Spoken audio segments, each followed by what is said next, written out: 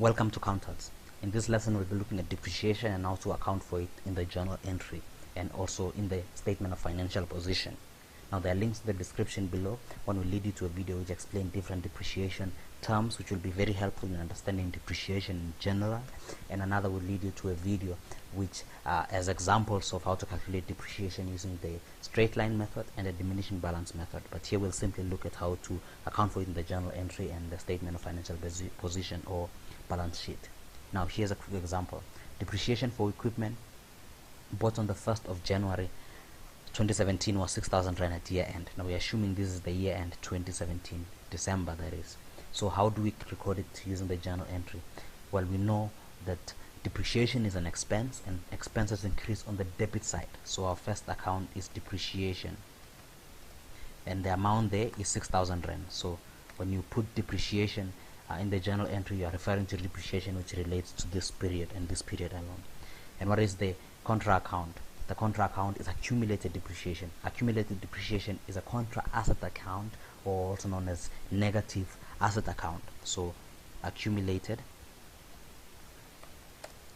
depreciation, and I'll put the equipment. It's always good to explain what the accumulated depreciation relates to, because accumulated depreciation can relate to any fixed asset, and 6,000 rand. And that's it. That's simply how you account for depreciation using the journal entry. That's how you record it. No, accumulated depreciation is all the depreciation that relates to an asset for its useful life or for until the asset is sold, and we'll understand more when we come to the statement of financial position and how to record it there. So that is how you account for depreciation for a specific period. Now, how do we record it in the statement of financial position at year end for December 2017? Well, we know that we put depreciation at cost. How much did you buy the depreciation or purchased it for? How much did you purchase the equipment for? You purchased it. So let's assume you purchased it for 60,000 rand. You'll put the actual cost of the equipment at 60,000 rand. That's why I put it in brackets the equipment at cost.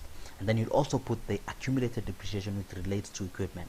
And this is all the accumulated depreciation for the equipment for this year and for any other year. Now here the description says depreciation for equipment was bought on the 1st of January, which is this specific period. So we only have 6,000 rand of depreciation.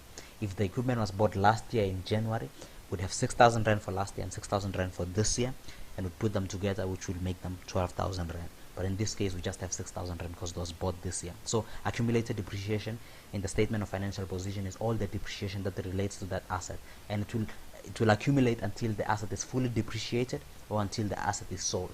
So here we'll have a negative 6,000 rand, and that's it. So we know that equipment now will decrease by 6,000 rand as a result of depreciation or accumulated depreciation, which will continue to accumulate, like I said. I hope that has helped. There was a quick example on how to account for depreciation in the journal entry